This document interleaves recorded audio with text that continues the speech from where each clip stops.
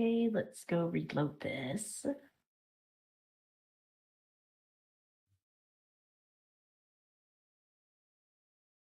Let's go reload this. All right. Alright, switching over to live scene now. And floors are yours, Leah. I'm just waiting for it to transition. All right, looks like we are live. All right, welcome everyone to the 26th episode of Goddess Spotlight with Liaserenityrose. Oh my gosh. And who do I have here? Sonicsong182, aka KN. Everybody, this is KN from the Sonicsong182 channel. Hi everyone in the chat as you're starting to load in. I just signal boosted this over on my server also, so hopefully we'll see some new faces and familiar faces. Thank you very much, Leah and Chris, for having me on today. Oh, absolutely. All right, so let's get this Q&A started.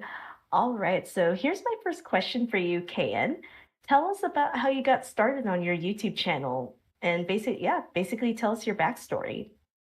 All right, backstory mode. So what happened was I already had I had a different YouTube channel where I was just doing voiceover stuff for, and it was fun, and my sister also had one. We were just doing little dubs and things and little projects, having a good time. That was way back in 2007. And I had been a classic Sega Genesis and Archie comic and SatAM and Adventures of Sonic the Hedgehog fan as a kid. That was my big thing. It was my favorite thing. But I hadn't played any of the modern games, but my sister Ames ended up picking up a copy of Sonic Heroes when it came out on the PlayStation at some point or another. It's not when it was new, but it was an older game at the time. And so she kind of reintroduced me one summer to the series. I'm like, well, it's adorable. I remember why I like this so much. And actually, because of our other pair of channels where we just did little voice acting things for fun, we're like, haha, I've got an idea that we really shouldn't put on our regular channels because it no one's gonna know where the heck this came from. We wanted to sing the Wicked musical, but as Sonic characters, Shadow was Elphaba and Sonic was Glinda, and I was the voice of Sonic, and my sister was gonna be Shadow. And we actually sang the whole musical, but we're like, we can't put this on our regular channel because obviously we can't voice act these characters. I'm over there singing Eggman as the wizard. It was horrendous, but very silly and very fun. So we're like, we need to maybe make a separate channel to host these things because it's very silly and not really indicative of our actual voiceover range at all. And so we together made a separate channel. This was in mid 2008 at this point, I think. And I was just gonna call it Sonic Song, but that was taken by somebody on YouTube already. So I was like, well, Sonicsong182 has a nice ring to it, and Ames is like, oh, what's the 182? I'm like, I don't know. And so we just we made the channel with that name. I found out probably 6 months later. I'm like, oh yeah, it's because Blink 182, duh.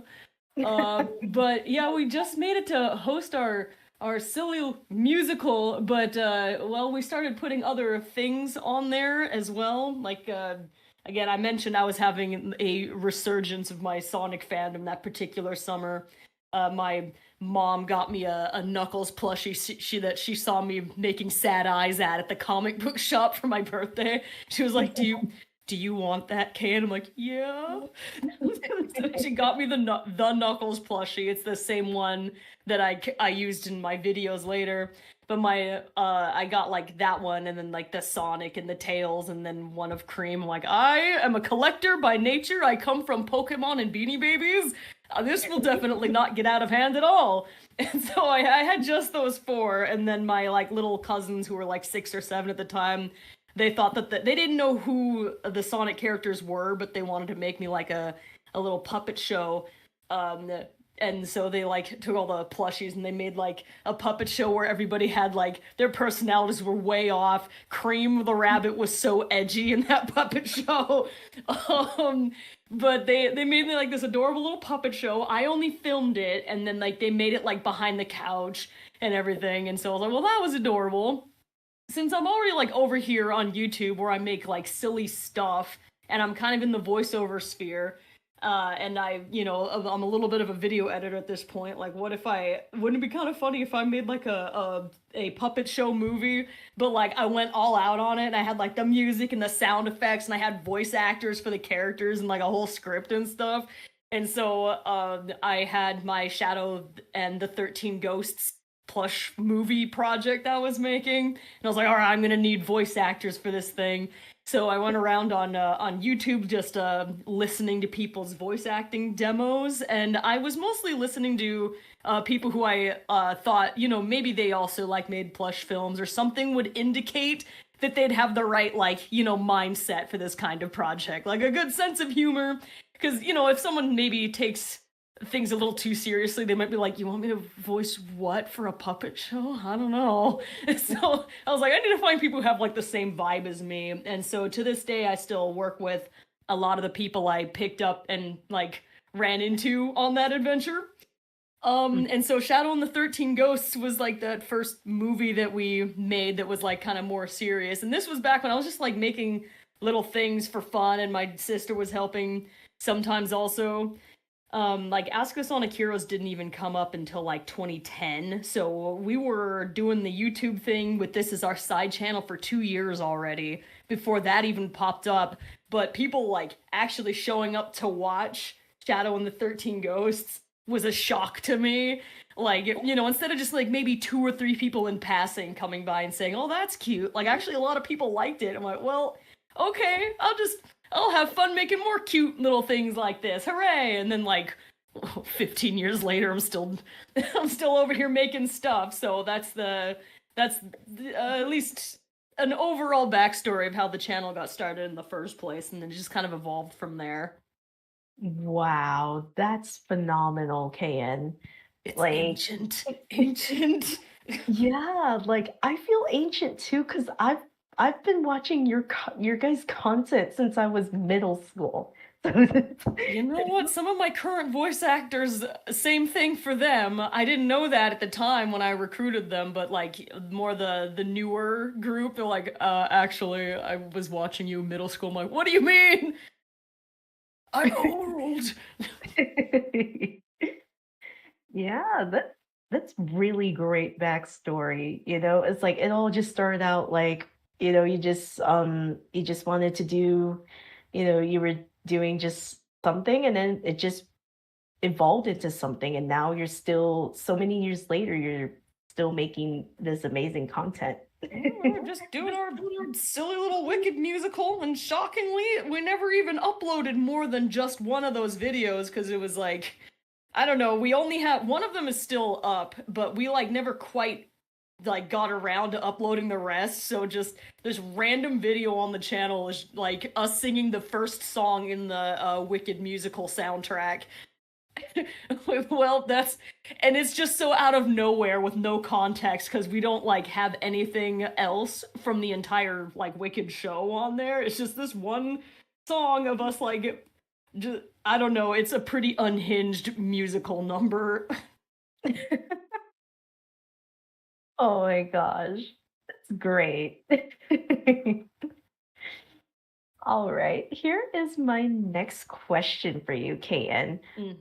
What is your favorite series that you and your team have done on the channel? Like it could be like the Ask the Sonic Heroes. I know you also do Among Us on the Arc series as well. So I'm very curious. Do you have any specific favorite ones? Oh, it's hard to say. Mostly I like all the stuff that I make. I wish I could make it all faster, but I really liked the Among Us on the Ark show, in addition to our other things, because it did give me an opportunity. Like I like little like murder mystery things, and I thought that the vibe of all of us just like being idiots together was just a lot of fun. and I liked editing like the little scenes and to like kind of make a narrative out of what was going on. I thought that was very enjoyable. Ask the Sonic Heroes, of course, is like, of course I've got a big soft spot for that one. But let's see. One of like aside from like those two I think are probably the most obvious ones, and I know I liked making the Sonic Chefs projects because I actually am a horrible cook. I can't cook anything. I set the fire alarm off more than I probably should tell people about. Sometimes not even in my own house. I'm sorry for the people whose fire alarms I set off while I was visiting. Please excuse me. But those ones were fun because most of the time, if you've seen like a bunch of them, you can see that I'm making it with somebody else. I'm really like the camera person with the puppets, and I'm like making a story out of it, while I have a more competent kitchen companion doing the actual recipe. And so aside from I just think it's cute, the whole vibe of the thing, but also I really enjoyed working on those, like that series, because it would give me a chance to kind of learn how to cook something competently in the kitchen, but also like one of my favorite ones, I'm making spider cookies with my mom, and so it ends up having behind the scenes memories attached to it. I got to make a couple with my friend Jen. Those are the more recent ones, and like just us being silly behind the camera while we're making the thing. Like that whole series just has good vibes for me. And then I guess one other one. There was the SCP Containment Breach series with Sonic and Tails, and that one was like it's like a horror series where it's like Sonic and Tails are navigating through the SCP containment zone place. Like I thought that was like I think a 9 or 10 episode series. I thought that one was a lot of fun. Like Nate, who's my Sonic voice actor, and that's we got together, like not this was never streamed at any point, but we got together offline, like well, not offline. Like we got together to play this game for a couple of hours like every Wednesday for months before we could manage to beat the freaking thing. And I feel like that was a wild and bizarre bonding experience we had because our game would not save our progress. So every week when we got together on Wednesday, we had to start from the very beginning, go through all of the horrifying challenges to get caught up to where we had been, and then continue to figure out what was going on from there. And we never knew what the heck was going on. But the story's got some drama. It's also very funny. And then also, again, behind the scenes, just good vibes. Me and Nate trying to figure out this freaking game. That one was just so much fun to make. So in terms of favorite series, I'll add that one in there too. Wow. Wow. That must have been very like, how come this game doesn't save our progress? That was a problem really early on, and then we just adapted. We were able to get, like, usually the map to that game random generates every time. So every time you boot up the game, like, and start a new game, it's a different map. We had to make sure we knew what our map seed was. I don't know how that works, but Nate does because he's smart. And so he was able to put in the same map seed, so at least it was the same environment sequence, because if not for that, it would have been so much harder because we would not have known where anything was on a randomized map every week. So there was that at least, but it was still complicated. But that series was a lot of fun. Nice. I always love hearing like content creators like favorite like series that they do on their channel. and stuff. Ooh, looks like I see questions in the chat. I see Hi one everyone, from, I recognize most of you. and I see a question from Starkiller95 to KN. What is something you like about Knuckles? I don't know, he's just the coolest dude. When I was a little KN, like Knuckles has always been my very most favorite. And when I was a little one, like I grew up with Sonic 1 and Sonic 2, and I really liked Sonic and Tails, and they were, they were the leads in Adventures of Sonic the Hedgehog, and I liked the Freedom Fighters. I liked all of these characters to begin with. But then like the Sonic 3 and Knuckles game comes out, and there's this new guy. First of all, his design, he's freaking awesome looking. And he's your enemy. He's causing you problems all the way, but then you find out he was like being tricked the whole time. And then he's like gotta, make up for the mistake that he made. And he starts out as a rival and becomes a friend. And you have like that awesome like Mecha Sonic fight where he goes freaking super Mecha Sonic. He was just Knuckles was just so cool, and I liked the drama of his story. Like, yeah, he got tricked by Robotnik, and these days I feel like he gets made fun of for that a lot. Like, haha, Knuckles must be so stupid to fall for that trick. And maybe he's naive. He lacks social skills because he spent a lot of time alone, it looks like. But I thought his dilemma was interesting and fun, and that there weren't like major cutscenes back then for these characters exactly. You got a little bit pantomimed from it. I always thought he was just really, really cool.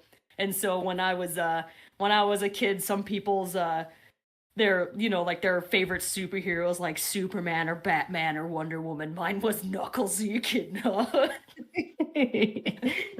Yeah, I guess he's just cool. I always liked his design. It's neat that he's like really strong, but he maybe doesn't necessarily look like it. I thought that was okay. Sonic Boom Knuckles was really funny, but I didn't really like the idea that they had to bring in the physicality of his super strength. I'm like, well, if he's built like the Hulk, then of course he's gonna be strong. I liked that it was more subtle. And also, yeah, they really leaned into him being an idiot in Sonic Boom, and I forgive him for that because he was very funny. And that whole show was very silly. It's all right, but Boom Knuckles and my Knuckles being two separate guys, that was a good thing in my opinion. But yes, I love many things about Knuckle. Knuckle is best boy. I kind of feel that movie Knuckles is a mix of both worlds, if you know what I mean. I think they did a good job with movie Knuckles. I love him. He's delightful. Like he has that seriousness, but because like they kind of lean into him being naive, but it's more like he's still learning stuff at the same time. So I think he has a better balance of being comedic, serious, and also being naive. So I love that what they did with movie Knuckles. Yeah, I think they handled him pretty well. I was satisfied by how they worked with my best boy. Also, he's being voiced by Idris Elba, so now he sounds really cool. I was very shocked by the voice cast for Knuckles, like because everyone was going to assume that he was either going to sound like at least like very similar to one of the game VAs, but they went a whole different route. But I love that they did that. I think the more they diverge here and there in the movies compared to the games, I think it's better that way. Because it's clearly its own like universe, and like with the Disney live action movies, I think that those would be better if they would diverge a little bit more so that it can be its own thing. Because I don't really want to sit there and watch something that's like trying to be the thing that already exists. I'm like, we already have the thing that exists, and I already love that thing. Go do your own thing. So Yeah. the ways that they changed it up with the movies, I appreciated that. Like for sure. It Like had all the spirit of the things you wanted to see, but they're doing it in a different way, and so that's better than just kind of copying what's already been done and beloved, because they can't do it better a second time. I agree. Oh, okay. Yeah, I'm seeing like a few more questions here in the chats. Looks like from Luke O'Sullivan. Question: what's a moment or highlight that lives rent free in your head? I'm presuming it's from any of your video content. Well, I don't tend to think about it until it happens to come up. So off the top of my head, it's really hard to pick through like, well, I've got like a library of like 15 years of work. Um, so every once in a while, like some kind of quote or something that one of the teams says will surface in my brain, and then it's like a brain worm and stays there for a while. Right now, like it's barely anything because it's a single quote. But this one from Among Us on the Ark has been in my head lately. It's just Vinny as Shadow going, "Vote with your brains." So every once in a while, it's just in the back of my head. If like someone's making a decision, it just goes, "Vote with your brains." I'm like, please stop. I'm trying to, Shadow. Thank you very much. But it's just random quotes like that. I'll just surface here and there. Very interesting. All right, here is my next question for you, KN. Yes. How would you describe how the Ask the Sonic Heroes series has evolved over the years from when you first started it? How would I say it evolved? Well, I can barely watch the original episodes. It's mostly just oh man.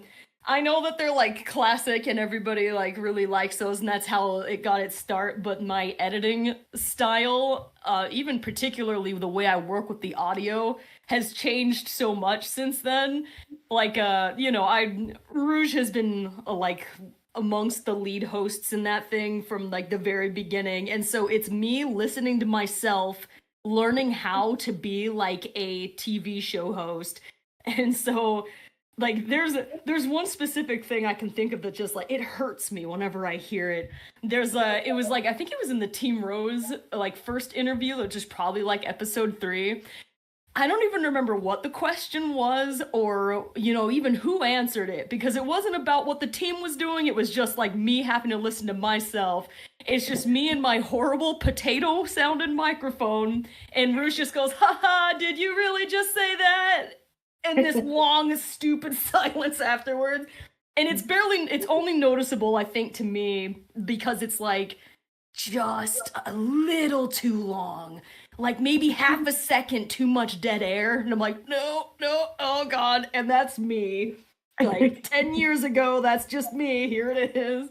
So I know that the audio editing portion has improved quite a bit. If you find that you've been like, if you're working on a project and you've done something similar in the past and you watch the old one and it causes you physical pain, you've improved in increments over the years, because then you like, even if you can't put your finger on why, you're like, oh yes, I must have gotten better at that because the way I handled this before is horrifying.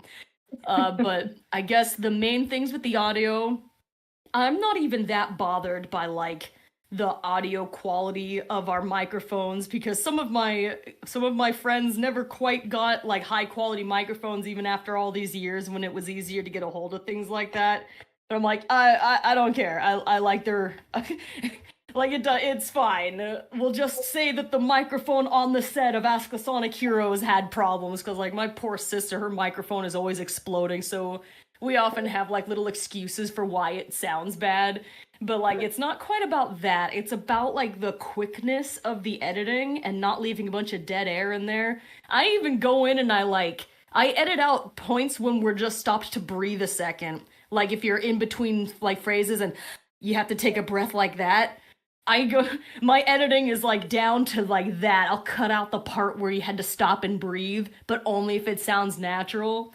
Like it's a very like fine-tuned editing style in terms of the audio, and the visuals have definitely changed by like a lot, because back in the like right from like the backgrounds were just like random pictures I found on Google, and I'm like, here we go, this is Silver's city. What is that a picture of? I don't know, but it might be from Star Wars or something. So they're just like random pictures of stuff from Google. And the characters, they had just like one drawing made. So the only thing they could do was like, sometimes the mouths would open or close. But like not very like closely timed to what we were saying or anything like that, but that did make those older episodes so much easier to make. Like the first 3 or 4, I think I managed to make those within 1 month of each other or something like that. Just because the editing style was so much simpler and they were shorter, because back when we started the series, that was when YouTube had the 10-minute limit on like uploading. Like, so everybody had to upload like videos and things in like 3 or 4 parts. So first of all, the interviews were only 10 minutes long by necessity. But then yeah, and then also just the style of the way the artwork changed because they got poses later.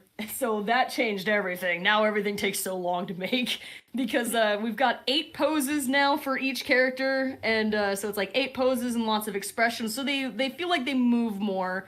But if you look at the older episodes, they stand very still and occasionally open and close the mouth.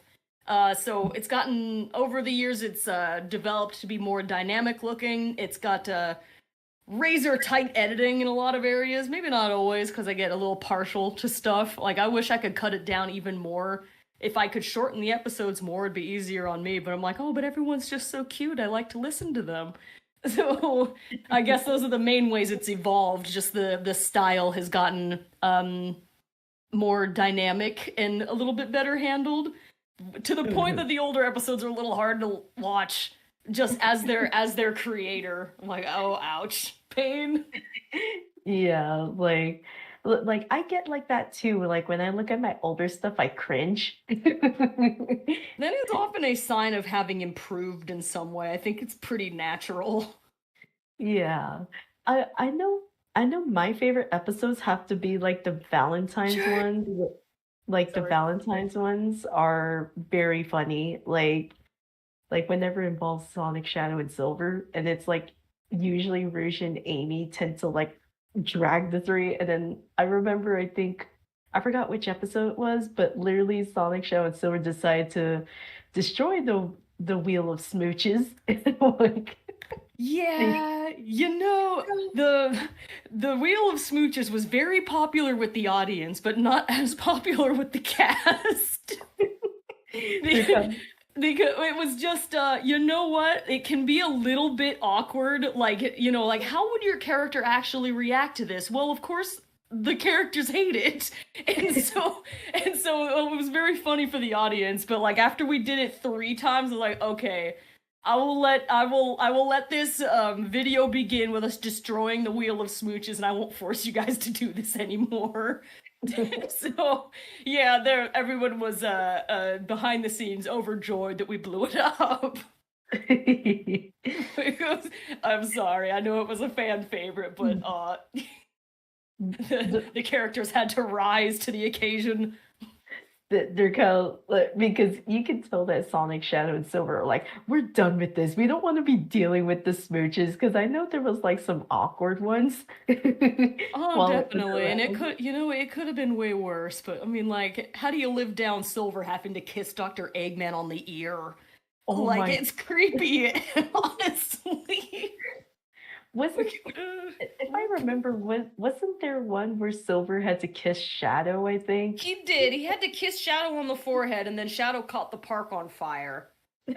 Like, we tormented them enough, and it was like 3 years worth of. So like, whenever I sometimes still use that wheel format for things, but like we used it for the Truth or Dare special for the Valentine's Day thing, and whenever that wheel pops up, even rebranded and redecorated, the characters have like war flashbacks. So like, what is that? That looks like something I've seen before. I'm like, don't worry, it's different.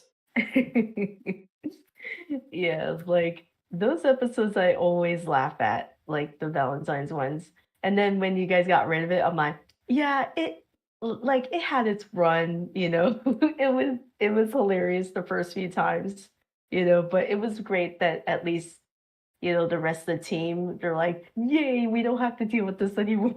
Yeah, and you probably don't want to overstay a gimmick's welcome because again, we did do it. I think at least 3. It was 3 times, I think. So it was time for us to try other things at that point. Not like we have any shortage of people asking us smooching related questions anyway. We don't even need the wheel to force us. Oh my gosh. Ooh, okay. I see another question in the chat by Naveen the Wolf Dragon. Question for KN. If you were to be part of the Sega Sonic franchise employees in terms of helping with stuff like game developing, comic artists, or TV show crew, which part would you be? Very interesting question. Well, I don't think that I have. I guess if I was gonna work in the game sphere, I don't have many of the skills you need for that area, but if I could help localize scripts. I know the characters pretty well. I wouldn't make them as memey as they are on my channel where we're being ridiculous and having a good time. I would take a lot of care to crafting the dialogue into like an English translation from the original game that would be both like truthful to it but also feel very natural. Because I've worked with the characters quite a bit. I feel like I know them pretty well. So if I was in the game sphere, I'd probably help with script localization. But if I was gonna pick between working in the games or working on one of the shows, I feel like I wouldn't mind working with the shows somewhere. I still don't know exactly where I would fit there. I have like my skills are very niche to what I do as a YouTuber. I don't know what they could use me for in the TV shows. But I'll get everyone coffee. Hey guys, I'll be the generalized assistant just so I can like watch what all these like cool and talented people are doing in crafting the show. And then every once in a while being like, oh man, maybe you shouldn't put that in the script. People are gonna lose their minds, but not in the way you want them to. I think you would really fit in well, KN. You know how they do those Tails Tube videos? Yeah. That kind of seems very similar to what you do with Ask the Sonic Heroes. A bit. Yeah, you know what? How about this? I'll be in the social media team, and you know how they do those cooking with Eggman videos sometimes on Twitter? Oh yeah. I'll be in the cooking with Eggman Twitter team. That's it. There's places you can use my weird cobbled together abilities, and a lot of the things they do on their social media actually, like, I know what that vibe is. I could help with that. Nice. Edit for the Twitter takeovers. Yeah, those Twitter takeovers are hilarious. Like you just never know what's gonna happen in those Twitter takeovers. It's true, and they do, they spend all day doing that. So I've done something kind of similar-ish back when I was using an Amino, where I was walking around like I was at Disneyland, okay, but I was at Disneyland, and occasionally like I'd go live for just a moment when people would ask like questions or they'd do comments in the previous video, and then I would read that off like I'd do like a little Q&A with Rouge, put that out, and then I'd go along my way for a little while longer, and then I would do like another one, but like throughout the whole day. I imagine that the Twitter takeover works something like that, except for it has obviously like much more production value involved. Hmm.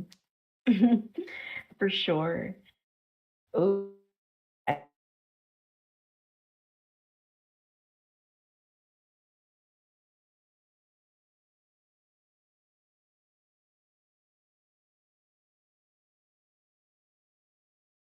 Mic test, hello.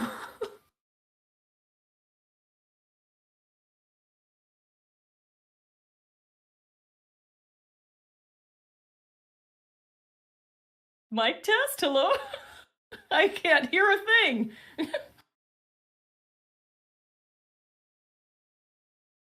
Oh, well, I hear me. Well, okay, in the meantime, I think you guys can still hear me in the broadcast. I don't know if you guys can hear Leah anymore, but hi, this is KN, hello. I know a lot of you guys here in the chat. But in the meantime, I think that Rui was saying, what about your voice talent? Come on, KN, you're a great VA. Well, I've got lots of voiceover experience, but they're not holding auditions for characters right now. If I could slide into basically any one of the Sonic character voiceover roles at some point, that would be awesome. However, they're not looking for one of those right now. I'd have better chances somewhere else. Hi, Leah. Okay, can you hear me? Yes. Okay. I think it was just my voice connection thing. Yeah, I was like, all right, so which one of us is the one they can't hear? Because I could sit here and chit chat with like the chat questions for as long as we needed to in the meantime. I'd do that like I'm pretty familiar with doing that because of all the live streaming. Blinkstorm said, technical difficulties, the norm of Sonicsong182. Yeah, even when I'm a guest somewhere else. Okay, let me reread the question. What was some of your favorite moments in Among Us on the Ark? Again, that thing is nearly at 50 episodes itself. It's hard to, because the moments that were really good, I made videos out of it. So anything that showed up in the series, you know that I liked it. Like, like the original movie that started it was really interesting because we were, I didn't have designs on trying to make like a web series about us playing Among Us. It's just, COVID happened, so, and Among Us was a cross-platform, like, you could play it on mobile, you could play it on, like, your PC, it wasn't on Switch back then, but it was free and so accessible to all of my friends, and so, and a lot of us got, like, stuck at home when that happened, so it was just kind of, at that point, it was a little easier to, like, grab a crew of us together just to play something silly. It's just, like, and I didn't think that we would end up working with it so much, except that I think it was literally the first time that we had streamed it. It just had like a wild narrative quality that kind of surprised us because with the series of rounds, like kind of a storyline developed up until the tragic conclusion of the Among Us on the Ark movie 1. And so, like, I'd say, like, that whole thing, just, it had such iconic moments in there that inspired me to, like, then go on to keep playing the game with my friends and making, like, little episodes off all the silly stuff that we did. But just, like, the slow descent into madness that Shadow had throughout that whole thing was just so good. He's like throwing a garbage can at SPO who has to like duck the thing because he keeps finding Maria dead in the same place, and then eventually he just tries to kill everybody on the whole ship. It was really very silly. But there's so many like good moments in there that it's hard to like zero in on just one. I know there was like we had like one that turned into the Christmas special just because we were singing Christmas carols while playing tag and like killing each other. So like anytime Vince breaks into song as Grounder or something, like all very memorable. A lot of the times we get like just somebody screaming.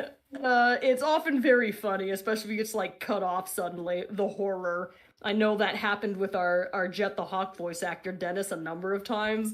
It was just at first it's really funny, and second it inspires a great deal of fear if you're still among the living. So there's too many to count. Oh, oh, that's great. All right, Go so to storage. ooh, okay. Here is my next question for you. Are there any new series you are hoping to start this year or in the future? Well, I'm not sure if I don't think so, because the new little things that I might start trying to release, I wouldn't say those are a new series. That's just in the same vein of stuff that I've always kind of done. Like there's a couple of games that we played all the way through that I think could be fun to release as like the edited version of it, because if you live stream something for like 2 hours for a few weeks, like that's already like it's so many hours of footage, and so it's really fun to get the chance to like be there and see it live, but like it makes it kind of inaccessible to a lot of people because no one's really got the time to go in and see it. But there's like like what happened with the Among Us on the Ark show, if you weren't there live, there aren't as many people who can like go and watch a 2 or 3 hour live stream to see what everybody's joking about. Like, because sometimes these jokes like surface and ask us Sonic Heroes and stuff, and everyone's like, "What? What's that all about?" But so I don't like have like a completely different series to start up like that, but a couple of edited things that I want to put some pilot episodes out for and see if people like it enough for me to do more of. Like I was asking around about it, and it looked like the one people wanted to see the most was we played through all of Sonic Rush, and finished that like the first half of last year. And how many weeks did we end up playing it? It's got to be something like I don't know, something like 16 hours, and no one's got like enough time to go back and watch 16 hours worth of us playing the game itself. And so I wanted to try to do like edited episodes of it so people could see the highlights of that one. And I was asking around like with polls and stuff on the channel out of like a few different options, and that's the one that people seemed the most interested in. So I was gonna put out maybe like just 1, 2, or 3 episodes of that, and then check on the view count, and if the interest maintains, then I'll do the whole thing. But if not, then maybe I'll let that one go and back to the drawing board. And then the other one is the Nuzlocke that Sonic and Tails are doing. That one I think really would benefit from a edited episode series, because a Nuzlocke is really quite difficult actually to sit and like watch after the fact. If you get the chance to see it live, like there's stakes involved. You're experiencing like things that may or may not happen while you're like while Sonic and Tails are playing. So but like trying to, well, like for example, last week when we did when we streamed the Nuzlocke, it was a lot of training, but it had some like funny moments that were speckled in there. And as an edited episode, you get like, here's 20 minutes of the best stuff that came from this 3-hour period of the boys training their Pokemon. And so I feel like that one's worth making like an episode like a sequence out of. But again, similarly to the Sonic Rush one, once I put out like a pilot for that one, I have to see if people are actually interested in it, because everyone might say like, that sounds like a great idea, but you don't really know until you like see if people are interacting with the material. That was tragically what happened with like the Minecraft adventures, because I really enjoy doing the Sonic Minecraft stuff, but surprisingly, there really isn't that much interest in it. And I'm like, oh, that's unfortunate. It's cute and it's fun to make. So every once in a while, I'd still go back and make like, do another stream and edit another episode of that one.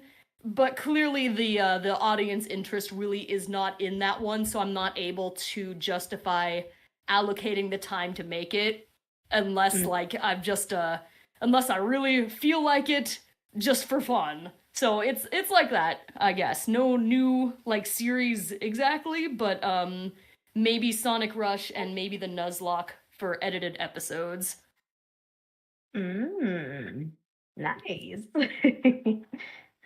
All right, I see another question in the chat by Kitty Rose. KN, if Sega were to hire you and the 182 crew as official voice actors, how would you react? Well, I would be very excited, especially because it's not just me. If they'd pick up the whole team, I would lose my mind, because some of the crew, they're so talented and they work so hard. Like, it's their thing, like doing voiceover. Like, maybe it's not what their day job is, but like, he was here in the chat at least earlier. Like, James, our Infinite voice actor, if they would reintroduce Infinite to the series and put James in that role, they would not regret it. He is an excellent performer, and I think I'd be, like, more excited that my team got in there, even more so than, like, me getting to weasel in. Now, that's exciting all by itself. I'm like, well, you give an official job to James, official job to Nate? What the heck? This is awesome! I'd probably abuse that, to be honest, because I have I have my like main team, but then I've also got like, I have a lot of little characters in the channel. I'm like, hey, do you guys want this Motobug voice actor in here too? Take the squad. They're all really talented and really hardworking. But yeah, I think I would lose my mind. I'd be so excited. Mm. Nice. Ooh, looks like I see a question from James Digit here. James! Question. Hello. How do you deal with having to scrap video ideas? Ooh. Well, that's a good question. I saw you write that earlier, and I was thinking about that already. Like, I couldn't think on it deeply because I was also talking, and I have like a smooth brain and can't multitask. I know that I have had to scrap ideas before. I wouldn't say that I've got like a lot of. I think a struggle that a lot of YouTubers have is like a writer's block situation where they don't have like a new idea and they're like, I just can't think of anything that sounds like fun. I don't really have that problem. I'm never out of ideas, partly because like I have got like a handful of basic ideas that I love a lot, and I enjoy working on like renditions of those concepts. Um, and it helps that I've got like long running series that are based off of those things. But there are projects that I've had to scrap or put on the back burner just because, I might really like something, but in the end, I am a performer, and there's only, and with the way YouTube works, there's algorithm stuff. Like you can get into, you have to make sure you're making stuff that people want to see. And so, like I was saying a moment ago, I really like working on the Sonic Minecraft Adventures series. I loved streaming it. I loved interacting with my friends and doing dumb stuff. It was very enjoyable. However, because the audience wasn't there, I kind of had to stop because everything that I work on it takes hours, and I've got to put the hours toward things that people actually would like to see. And then, so there's things like that sometimes where I really would have liked to keep going with something, but if you don't find your audience with it, it's better to try to find, something else to try so that you can keep everybody happy. And I know that I had film ideas that I wanted to do, but I advanced beyond my ability to make them.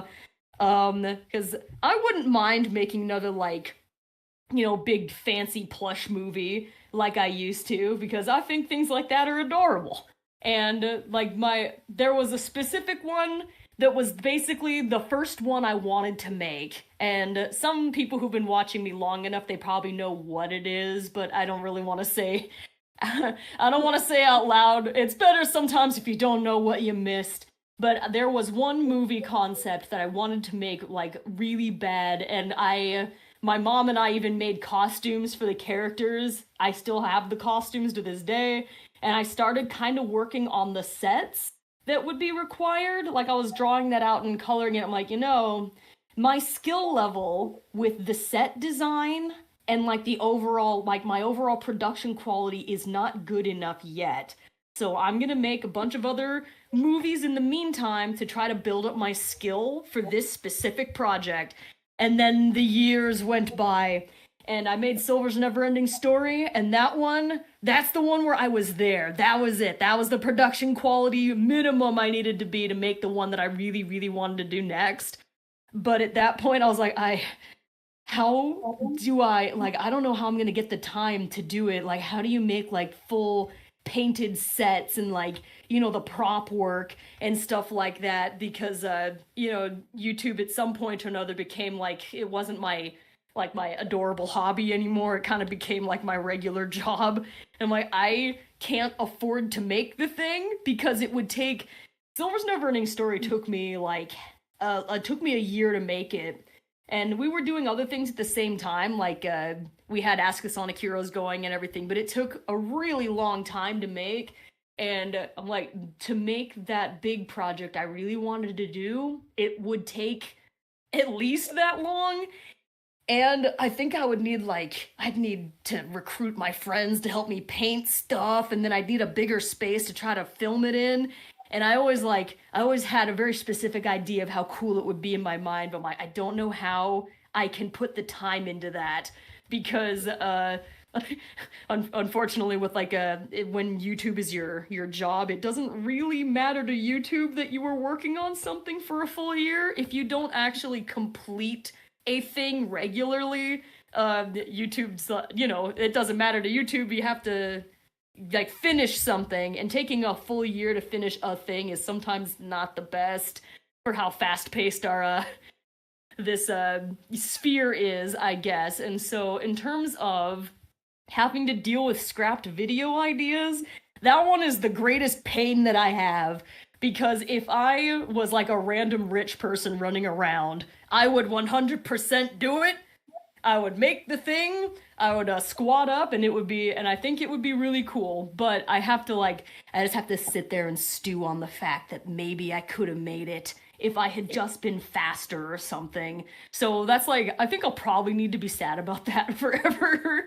But on the other hand, a similar project that did not have to get scrapped was I was working for many years to get to that episode 50 idea of Ask the Sonic Heroes, because I knew from a long time ago it was going to be the Supersonic special, and I was going to do the super forms and stuff, and it was going to be them in space. I had the whole idea in my head for a really long time. And I was like, well, there were these two really big things I wanted to do. One of them was episode 50, and one of them was that other plushie film I wanted to make. And I'm like, I made one of them. It's okay. You did one of the two. It's all right to have to scrap the other one.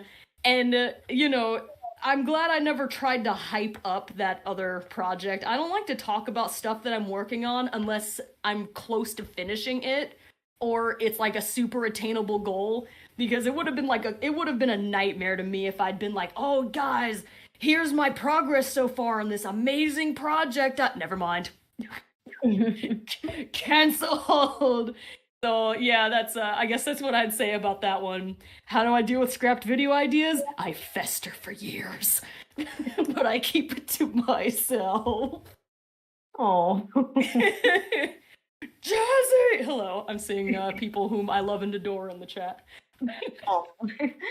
All right. Here is my next question. Which cooking/baking recipes from any of your Sonic Chefs videos were your favorite to make while filming? Oh my goodness. Well, I touched on this one earlier, and forgive me while I'm gonna Sonicsong182 Sonic Chefs playlist. Let's go. Sonicsong182 Sonic Chefs playlist. I'm literally doing it. I gotta look. All right, I have to have the list in front of me. I think I have got 30 of these. Whoa. Okay, so the question was, which one is my favorite? Yes, your favorite, it could be either the cooking or the baking, because I know you've done both. I count it all. It's all Sonic Chefs, whether it's cooking a thing or baking a thing. That it involves make movie in kitchen, have food afterwards. And so, that it's so hard to pick a favorite one. I guess from the pre-hiatus original ones, oh man, even that is very difficult. I really the peppermint hot chocolate one, I guess, is what I would have to say. If I have to pick one, I mentioned before I really like this series. But if I had to pick one, peppermint hot chocolate, I think is my favorite one. Partly because it's a simple enough recipe that I feel like that's the one that the most people got to watch the video, think that it was a fun idea, and then make it with their families. A lot of them are the recipes are difficult, so it's more like an art project, and people are gonna watch and enjoy seeing it get made, but they're really not gonna try it at home because it would take hours. But that one, it was so easy, and also because it was seasonal, lots of people tried it, and so every year someone sends me a photo of the hey, my family and I made the peppermint hot chocolate based on your video. And I'm like, that is the sweetest thing I've seen on the earth. And we made that video so many years ago, and even so, most years I do get, for 14 years ago. Oh my god. Sorry, I just looked at the date. We made that video in that was December 22nd, 2010. And it's 2025, and to this day, like most Christmases, somebody sends me a photo saying, "Look what we made," and it touches the heart, man. And even like, and then that's like my favorite thing about it. But also, like, you know, my sister and I made that recipe together, so I think of her whenever we're doing the thing. It was technically the second Sonic Chefs that we ever made. The first one, the pumpkin rolls, I made by myself. And then peppermint hot chocolate and chaotic sugar cookies I made those with my sister. Halloween spider cookies I made with my mom. Christmas tree cake was also with my sister.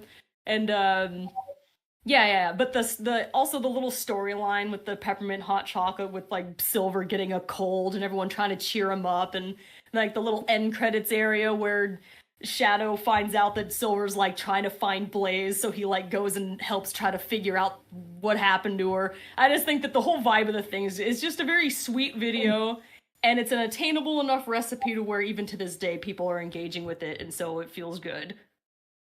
Oh, that's really cool that so many people like to this day, and that was like 20 that was 2010, right? Yeah, You said? 2010. Wow. Was, That's it only just now became 2025, and so it's about 14 years ago is what it said, and it's delightful. It has the recipe in the description and everything, so you don't even have to watch the video. You can just make yourself some hot chocolate. wow. I know my favorite one has to be the Princess Tea Party one, that two-parter that you did. You know, speaking of scrapped projects, that one I wanted to make for such a long time, and it being your favorite is a good sign. You can see why that one may have been difficult to make. The Princess Tea Party, I wanted to have like a ton of characters in there. I collected those like Disney princess like plushies like with the intention to do it, and just for years I wanted to make that Sonic Chefs. That was one of my like golden projects I thought would just be so much fun. But it took so long. I was like, there's no way I'm ever gonna manage to actually make it. And so when I did get to make it, I was so excited. I'm like, this is the best. I have to say it's like my favorite because I love that ending bit in the part 2 video bit where it's like all the girls just fight the villains and then like Sonic and the guys are like, let's go help them. They're like, they're doing fine. Never mind, Like- we need to leave. We gotta get out of here before we become indistinguishable with the enemy. Like This I'm little very visual cameo of Mario and Luigi, let's go. I'm very curious. Was that also in your idea as well, or was it like also like a team effort? Like they kind of like contributed that, oh, let's have the guys try to save the girls, but then they're like, we'll just leave them alone as soon as they see the girls are doing fine. You know, with things like that, a lot of what ends up being recorded for something like a Sonic Chefs is improvised. Primarily, like I had like a plot in mind when I wanted to do the tea party thing, but it was for something like Sonic Chefs, and given how many times like I mess recipes up because I'm completely incompetent. I don't know ahead of time like what might happen on the set, especially because like I'll have a friend or multiple friends like filming with me, and sometimes we're just working on a scene and then one of us turns to the other like, wouldn't it be stupid if this happened? And I'm like, oh yeah, and then we'll like record it.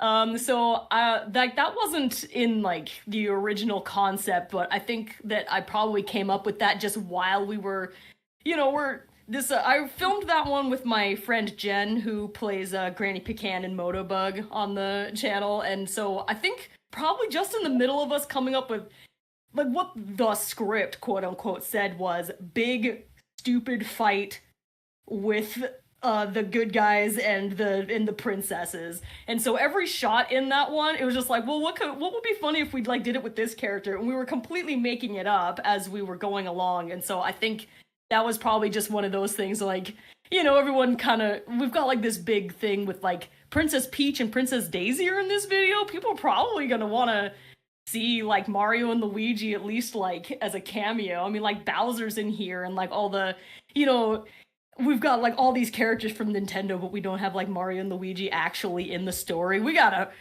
put them in there somewhere. Everybody love Mario and Luigi, and so that's probably like what inspired that one. Like, wouldn't it be funny if like if the boys like walked up like, oh yeah, let's save the day like we always do. Oh my god, oh god, it's so violent. Never mind. So yeah, I think we just improvise like basically everything. I think like the guys are well aware, never get involved if the women are capable enough to fight for themselves. No, it was, I mean, it would be understandable. They had like what 20 enemies in there running around, but well, they seemed to be handling it and quite violently at that. So they were like, never mind. Let's go get lunch, dudes. That's why it was one of my favorite like Sonic chefs, because I was like, oh, this is the most randomest thing ever, but I love it. Yeah, the whole concept of that one that I had wanted to make for years, like this was all it was. I wanted to do a princess tea party and it was going to be a Blaze recipe because she's a princess, but she doesn't like get to interact with like other princesses for like any reason. And so I was like, all right, the recipe itself needs to be like very posh, very cutesy, very feminine, and it also has to involve a very violent, enormous battle at the end. And so like those are the pieces. I had to get reined back in a little bit because every once in a while I'd be like, what if we break something? And like I have to get reined in like, no, we probably shouldn't actually shatter dishes on the set for the memes. Like let's scale it back a little bit, kid. I'm like, okay, goblin mode, sorry. Wow, that's great. I love learning about the behind the scenes on that particular episode because that one threw me off guard. I was like, ooh, another Sonic Chefs. Like, I love watching them. Like, I'm trying to remember the other ones because it's been such a long while. And you said I you've have done the 30? playlist up for you. There's 30 videos in this playlist. The oldest one is Thanksgiving pumpkin rolls. Then it was peppermint hot chocolate. Chaotic sugar cookies was a really good one. That one is not a very repeatable recipe at all. Ames and I were doing that together. We just like I was adjusting the script as we went because we're like, this is taking forever to decorate these cookies like this. And I'm like, you know what? I think we need to set up expectations like for people watching this thing. And so multiple times you notice that we mentioned in the script, it's kind of like an art project. It takes hours. Here's some faster alternatives. But the end result was so good. And also, you know, it's another afternoon spent with my sister, which is a ton of fun.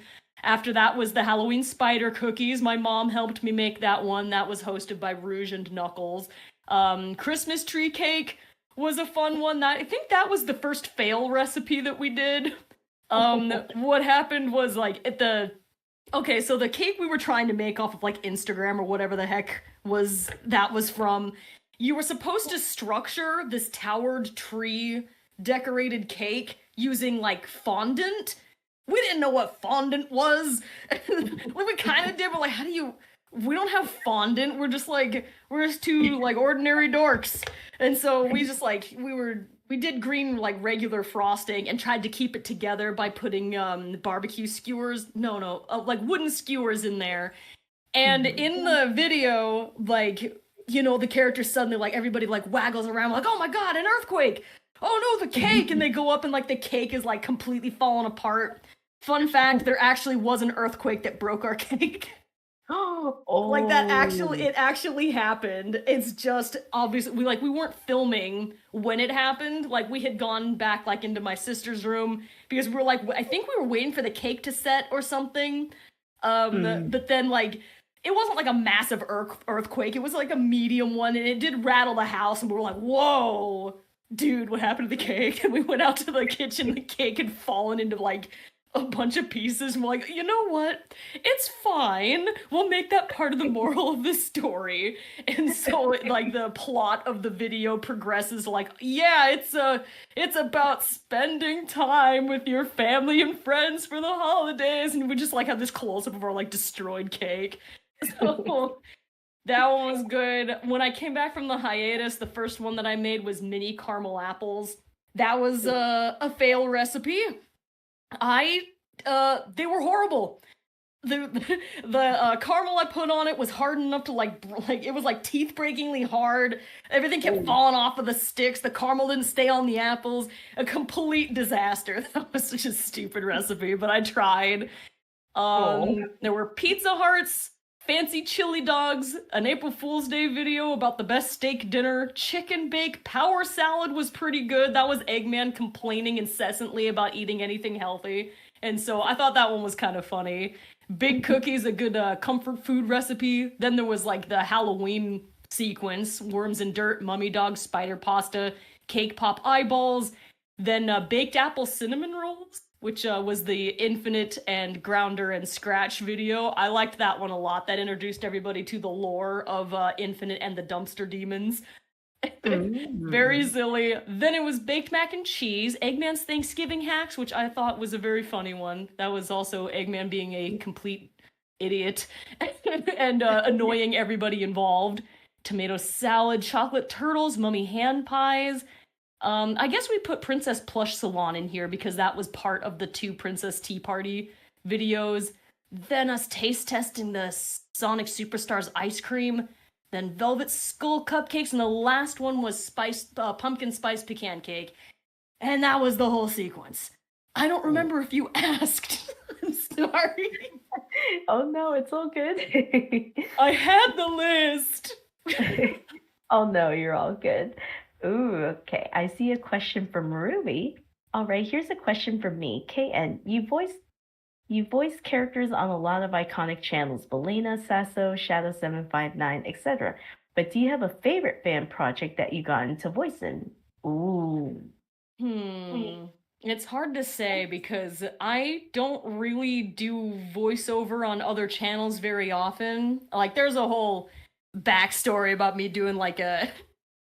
I like to do my voice acting stuff when I'm physically recording the thing, but the lead up to sitting down and getting the microphone set up and everything actually gives me quite a bit of anxiety, so I actually very rarely get involved in other projects. Mainly the ones you see me pop up in, like about 90% of the time, it's because the thing that gets me over the anxiety of actually sitting down to record is the fact that I am sitting here now to make a project with my friends whom I love. And this is the part that's gonna get me over the anxiety involved in actually recording stuff. So, like, Belena Productions, I've been, like, his Tails voice actor for, like, many, many years. So performing, like, for Steve is, like, that's one thing, and half the time I'm, like, recording in his recording studio, which is, extra fun, because, again, I'm, like, working with a friend to make a thing that we can then, like, watch afterwards and be like, look at this cool thing we made!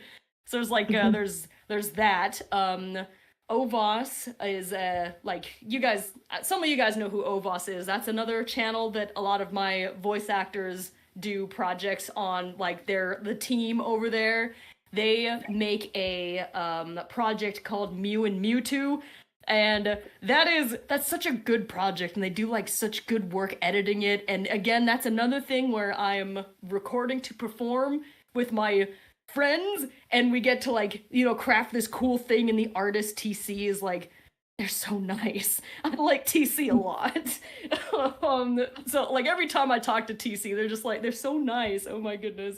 And that whole project is cool, and I really like the Mew and Mewtwo project additionally because it's, you know, I know what, like, my team can do with Sonic character voices because we've been doing those things together for years, but, like, also getting to hear them do voice work for, like, such a variety of other characters, whether they're, like, NPCs walking around or hearing, like how they do with, like, Professor Oak or different Pokemon characters. that's fun. I get to hear the unhinged outtakes. Many of them, yeah, musical sushi. I see you. The unhinged Huey outtakes, wonderful. I might say that's one of my favorite like non-Sonic projects that I'm in that I get to record with for my friends. But again, like I mentioned, like 90% of the things you hear me in, I got involved because they were I'm performing with friends, which helps with the anxiety lead up. And I guess another type I could mention is Nebrock Rock made a like animation of a scene from Sonic Rush, and I don't know Nebrock personally, but Nate, my Sonic actor, was gonna be his Sonic and like reached out to me about Blaze, and I was nervous about that one, but also I was like really excited there as well because the Tails in that project, that was Hiei Fire Shadow, whom is my favorite Tails. Uh, she voices Tails on Ask the Sonic Heroes this way. But I was very excited about that one because Nebrock makes he makes like renders of the Sonic characters and then he just unleashes them into the wild for everybody to use and he doesn't ask for anything in return for that.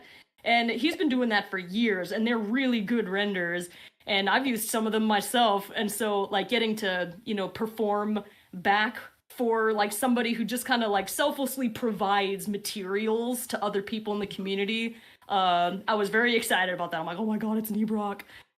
So it's like it's sometimes things like that or like Chakra X is another one who I do not actually know personally, but I did get to do Tails in the animatic for the Nazo Unleashed project, and I dragged Nate in there with me. I'm like, come on, Nate, let's go, because he was looking for a Sonic actor. And so I was like, but again, still like again, the theme continues. It's just me like running amok with like my friends because it just makes it more fun if you get to work with your squad. And yes, Rui, I did get anxious recording Maria for the thing that you made, but also Sasso was playing Gadget, so I was in there with a friend. Wow. Yeah, that's so interesting, KN. You might not be able to tell, given I'm like a frequent performer and live streamer, but I am actually a ball of anxious stress, and I don't think that's uncommon for YouTubers, to be honest. I think that's probably what leads a lot of us to being like internet performers, and then in like our regular daily life, we're like, yeah, I'm a ball of stress, and I'm completely ordinary. Don't look at me. Oh. All right, here's my next question for you, KN. Are there any Sonic characters you relate to in terms of their personality?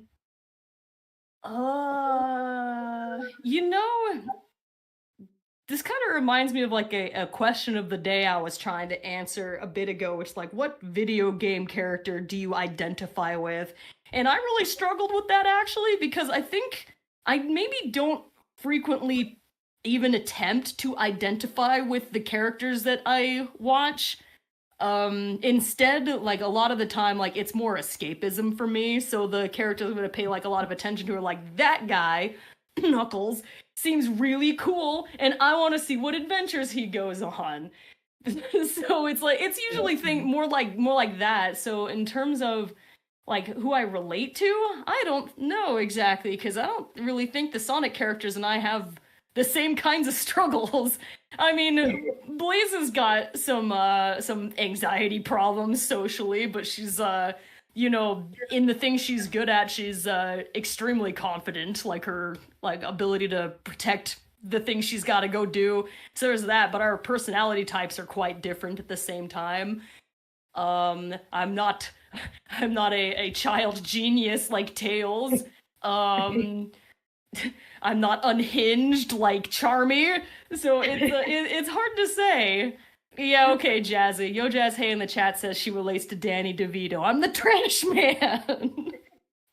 Oh my god. I know who like I relate to a character personality wise, but you know, there's some that I admire. Like you guys all know that I like Rouge an awful lot. And even though she's like the character I voice the most, I feel like, aside from maybe Tails, I could not be any further from Rouge the Bat's personality and demeanor. There's like, we have zero in common in that way. However, on the Sonicsong182 channel, that's not really the same because it's a totally improvised character. And so my Rouge has one brain cell that she shares with Shadow and Omega. Usually Omega's the one with the brain cell.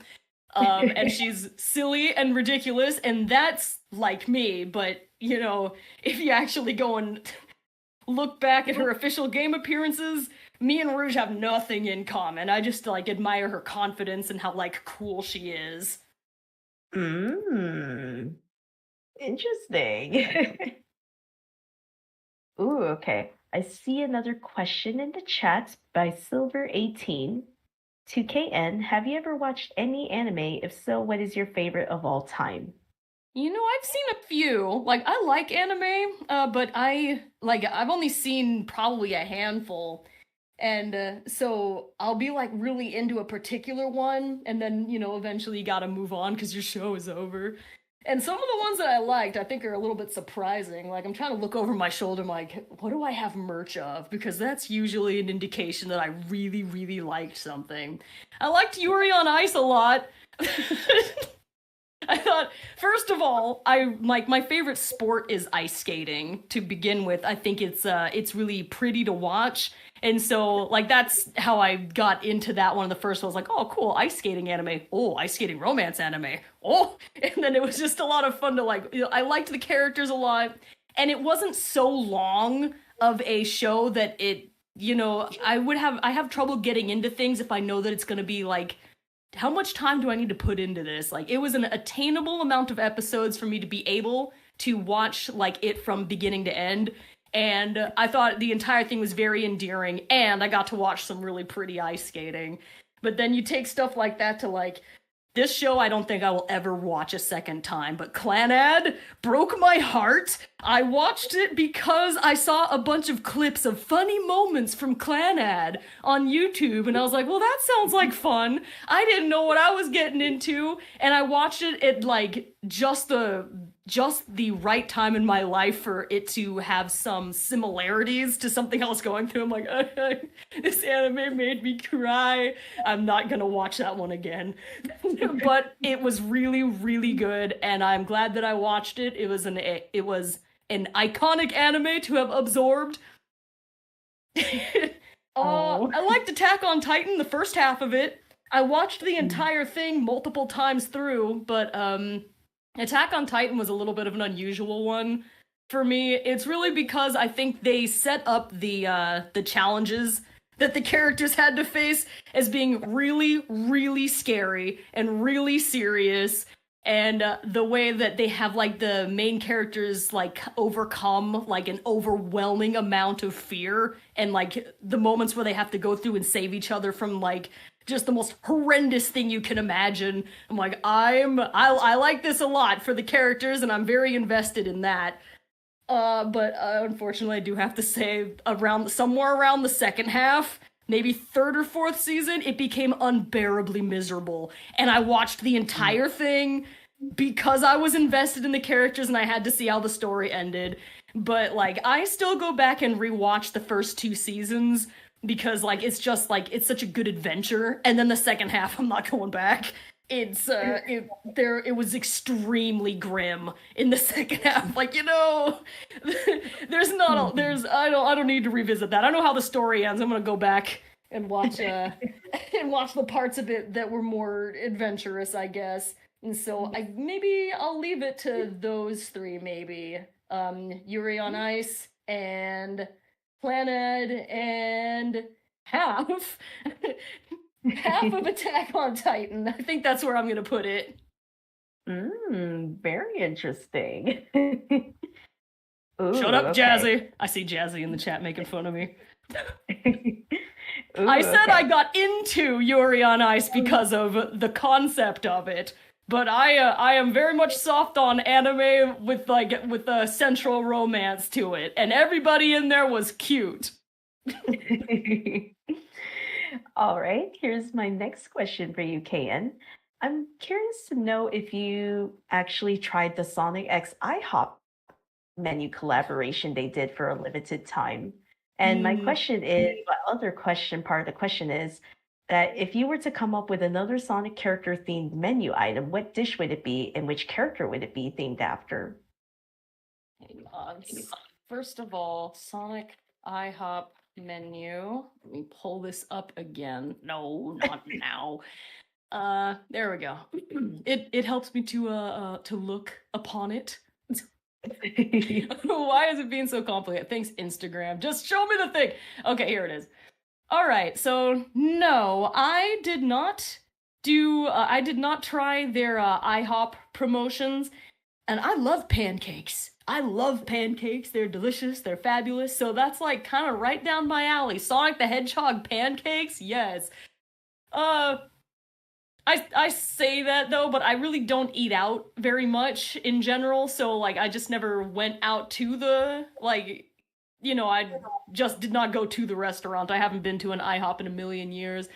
I think what may have brought me over the line and made me actually go is if the menu meals actually had anything to do with like Sonic. I don't know what they could have done to change it up a little, but like they've got what they had was adorable names for very regular like menu items that you could get any day.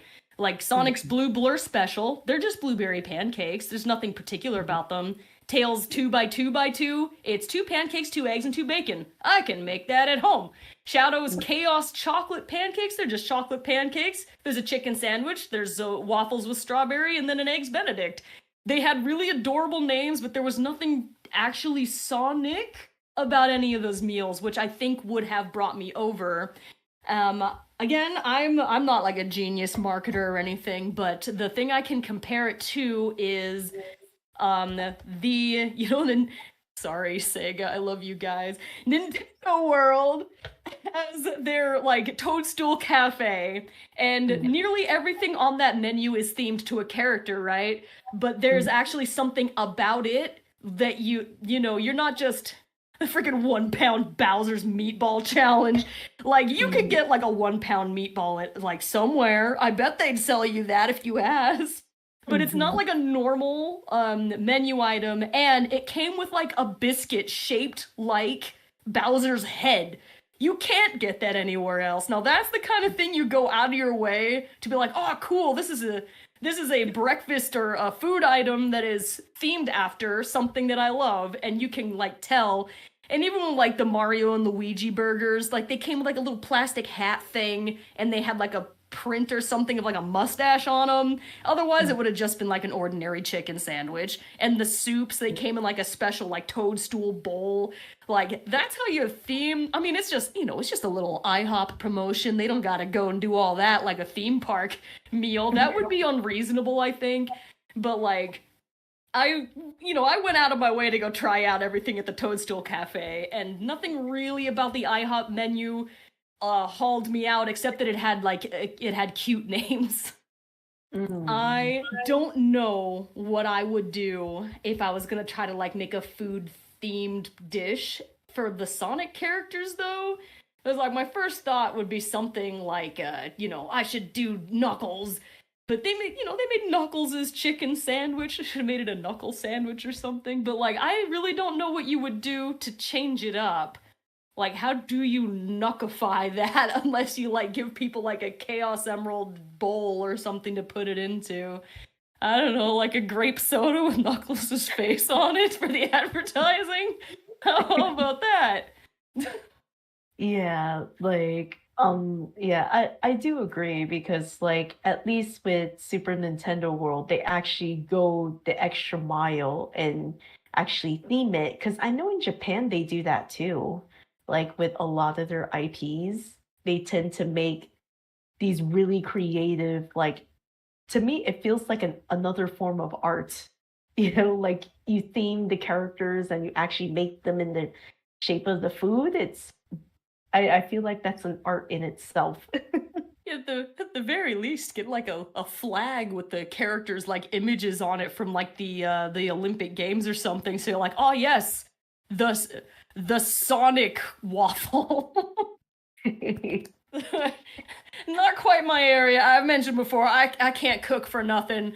So like I could not do better, and again, it was just a little crossover thing with IHOP, and so that's fine. I mean, I did go out of my way to try the Oddfellows ice cream had a promotion for Sonic Superstars where they had like ice cream that they make really unusual ice cream flavors and blends, that company. And so for Sonic Superstars, they had a themed set come out that was like the Sonic ice cream, the Knuckles, the Tails, and the Amy.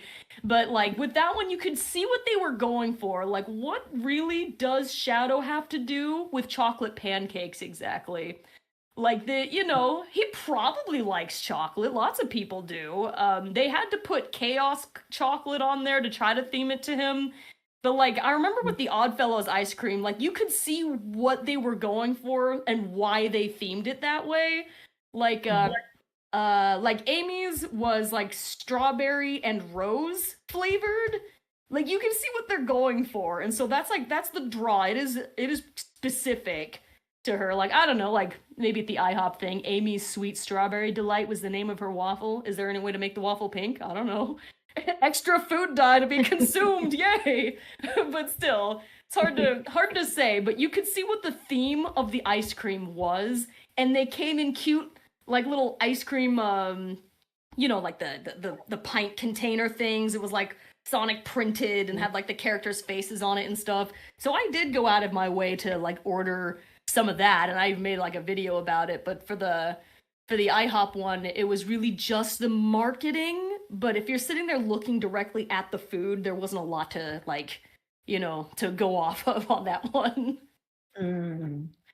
Yeah, you do bring up a point. It's kind of like, yeah, like you could just pretty much order this on the regular menu at IHOP. I think you probably Like- could right now. It just has a different name, and that's not as fun. It's adorable. I like the theming, and I support the attempt. However, it wasn't quite enough to drag me out there. And I like pancakes, but I don't eat out much. If I'm having pancakes, I probably cooked them in my microwave. Ooh, okay. Here's my next question for you, KN.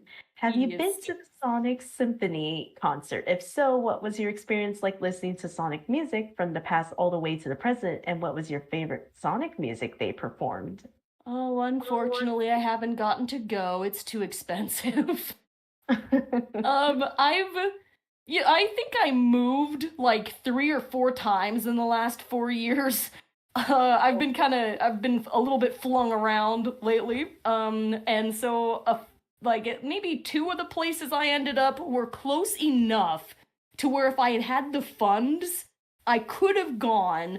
But there's I guess 2 things. One, it was expensive in general, but then also I would have wanted to be able to go with someone, and like I don't want like none of my friends are made of money either, and so what I would have wanted to do is like buy 2 tickets to go to the thing and then bring someone with me. But just the 1 ticket's a little steep for me, and then 2 is a little more inaccessible. I still would love to see it sometime. Some of my friends have, and they have all said amazing things about it. I don't know, maybe I would go there and listen and cry, who knows? Because, music really, like, it makes your heart swell when you, like, recognize something, you hear it, like, in an orchestral presentation, but live. That is really good stuff. So I have not gotten to go. I would love to sometime, but alas.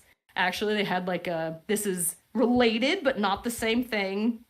I saw that they had a concert for like coming up for like the music from Attack on Titan. I was like, I really want to go, but I'm like, girl, the bills. I'm like, oh man, because it was the same thing. I wouldn't have wanted to go. I don't want to go to a concert by myself. I'm 5 feet tall. I'll get trampled by children. So like I have to, if I'm going to be able to go to a concert, I have to be able to afford tickets for me and at least one other friend.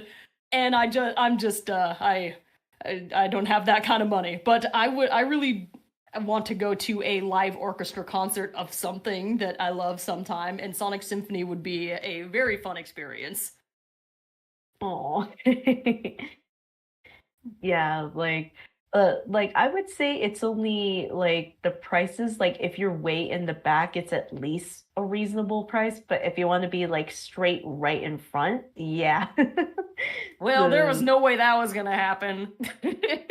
Not like front row seats or anything. And for something like an orchestra, you don't have to be right up there. Like something with I've been to live theater before. Like I saw Wicked, I saw Beauty and the Beast with musical sushi, still amongst some of my favorite memories. And you don't have to sit like as close for like an orchestra because you're absorbing the music in a large hall, and it's a little more fun to sit even closer if you're like seeing a live stage theater show, because you like to be able to see the expressions the actors are making, because they're doing a lot of work like with their body and physicality, but being able to like see their expressions is nice. So I don't think I'd mind being in like the way back seats, but you know Mhm. someday I will win a sweepstakes and become rich, and then me and my friends will all go to concerts and it'll be great. Yeah, I actually went to the one in LA, like I think it's almost going to be 2 years now.